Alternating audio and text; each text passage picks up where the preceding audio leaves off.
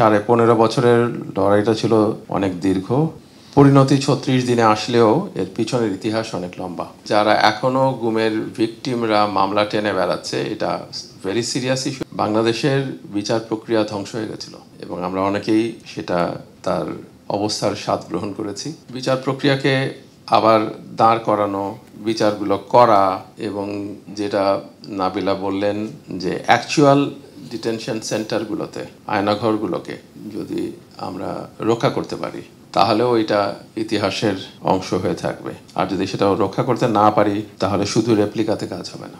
বাংলাদেশের মানুষ অন্যায়ের বিরুদ্ধে লড়াই সংগ্রাম করেছে, কিন্তু এইবারের 15.5 বছরের লড়াইটা ছিল অনেক দীর্ঘ এবং অনেক ভয়াবহ। পরিণতি 36 দিনে আসলেও এর পিছনের ইতিহাস অনেক লম্বা। হাজার হাজার মানুষের রক্ত এবং তাদের নির্যাতনের ইতিহাসের উপরে দাঁড়িয়ে আছে আজকের বাংলাদেশ।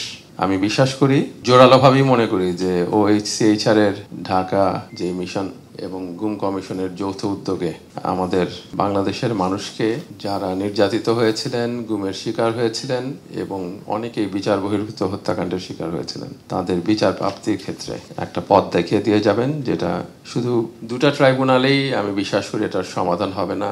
চিফ প্রসিকিউটর ভাবতে পারেন যে আরও ট্রাইব্যুনালের প্রয়োজন আছে কিনা। উপদেষ্টা আছেন এখানে, আইন উপদেষ্টা বিচার করবেন। তবে সব শেষে যে কথাটা বলবো, আমি মনে করি আইন উপদেষ্টা এটা সিরিয়াসলি দেখছেন, কারণ এই আইনটা নিয়ে উনি অত্যন্ত কঠিনভাবে লেগে আছেন।